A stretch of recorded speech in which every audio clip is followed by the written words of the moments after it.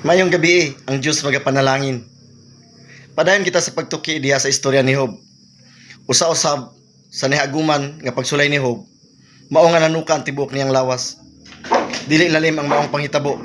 Ako, literal nga nakaagi ni ana, kay nagsakit man ako og bolos pimpigoids.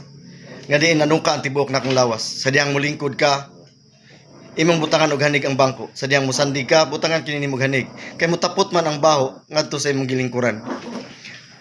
Magpabilin ka lang sa kwarto sa kasagaraang higayon.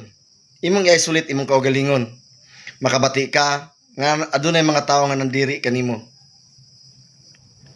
Ug dili lalim ang maong panghitabo.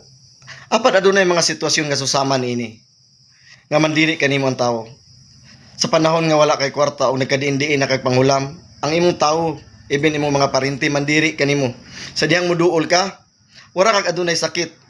Nagadulong palang gani ka, dagan na sila alibay nga mopalayo kanimo kay nasayod na sila nga ang imong tuyo manghulam ka o dili sila yung nana ka komportable nga tabangan ka. Aduna sa mga panghitabo. Kan tao dili komportable pag naa ka, mulikay kanimo. Tungod kay grabe ang imong kinaiya, grabe ka kangil ado kinaiya. Mingon sila, nasa din tao nga taklis, nasa din tao nga hambugira, nasa din tao nga self-centered kaayo. Nasa din tao nga grabe ka himantayon.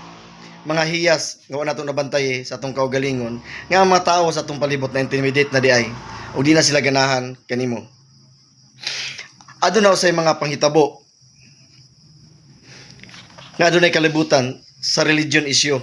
Pag moduol ka sa tao, moingon sila, uy, ani ana sab kining tawhana, mandani na sab kini siyang relihiyon o sila mo palayo. Adunay mga rason nga mo palayo sila kanimo. O gani usahay makadungog pa kag mga istorya nga dili maayo. Usahay aduna pa mga hinay nga mga tunos sa pagistorya nga diin mo kulitog sa imong dalunggan o musurok diya sa imong kasing-kasing. Aduna usay mga panghitabo nga mga negosyo, labi na kining networking. Gadulong pa lang ka gadala sa imong produkto, pag abot sa balay makita nimo ang tawo nga dili ga welcome kanimo. Makita nila nga wala sila gadali to exit the present situation. Ug ikaw nga dunay produkto tungod sa sakto ka mag-training, maningkamot ka unsaon pagdil ang maong sitwasyon. Dili lalim ang mga panghitabo ngayon nana. Pero sultihan ko kamo ang Dios adunay gahom na ining tanan. Sa financial crisis atong ibutang nga siguro ang tawo nga atong giduol dili mo itubag sa pag-ampo. Padayon kita sa pag-ampo nga doon na kita problema pinansyal o kuhaan na tog leksyon ang maong problema nga sa sunod dili na kita magpalabi og pangutang.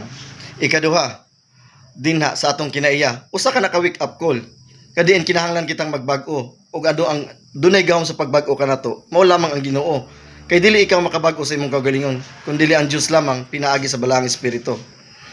Ikatulo nga problema nato is kining religion. Ang gisaysay diya sa Biblia maong isangyaw lamang ang pagbayong balita, ayaw na pagpangota, ayaw na pagpaninguha sa sunod ana nga hitabo kay iya na sa Ginoo ang pagtandog sa kasing-kasing sa mga tao.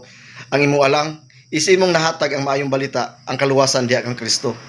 Og sa ikakupat nga bahin, kung aduna ka may negosyo nga pamati nimo, imong ibaligya kag dila sila welcome. Kanang maong tao na sayop. Tungod kay gibalibaran niya ang maong produkto. Siguro wala siya gusto sa produkto, pero way labot ang tao nga nagbilagya nini. Kay importante man ang relasyon nato sa maong tawo. Dili man galing taganahan sa maong produkto, pero magpabili natong respeto sa maong tawo. Ingana unta ang mahitabo kanato. Dili kita basta mandiri ug bantayan nato ang matag sitwasyon, dahil ang Dios mahimaya gihapon. Atong hinumduman nga ang tanan pwede mausab sa diyang manggilabot ang Dios. Hanay alang sa Ginoo lamang.